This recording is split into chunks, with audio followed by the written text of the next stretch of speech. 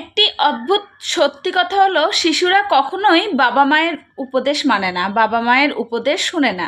বিশ্বাস করুন, আপনার শিশু কখনো আপনার কথা শুনবে না।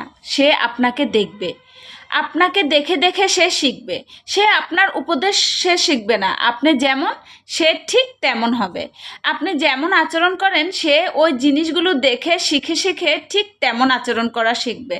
তাই যদি আপনি আপনার শিশুকে ভালো মানুষ হিসেবে বড় করতে চান, তাহলে আগে নিজে ভালো মানুষ হওয়ার অভ্যাসগুলো গড়ে তুলুন। আপনি যদি চান আপনার শিশু সত্য কথা বলুক, তাহলে আপনি আগে সত্য কথা বলা শিখুন। আপনি যদি আপনার শিশুকে হাজারবারও বলেন তুমি সব সময় সত্য কথা বলবে, কখনো মিথ্যে বলবে না, আর আপনি নিজে গিয়ে মিথ্যে বলেন, তাহলে আপনার শিশু আপনার সেই কথা শুনবে না, বরং আপনি যে মিথ্যা কথা বলছেন সেই জিনিসটাই দেখবে এবং তাই দেখে দেখে সে নিজে মিথ্যা কথা শিখবে। তাই আপনি আপনার শিশুর মধ্যে ঠিক কোন কোন গুণাবলী দেখতে চান, সেগুলো আপনি নিজের মধ্যে তৈরি করা শিখুন। আপনি যদি নিজের মধ্যে সেই গুণাবলী ধারণ করতে পারেন, তাহলে আপনার শিশু অটোমেটিক আপনাকে দেখে দেখে সেই গুণাবলীগুলো শিখবে। তাই শিশুরা কখনো আপনার কথা শোনে না, বরং আপনাকে দেখে।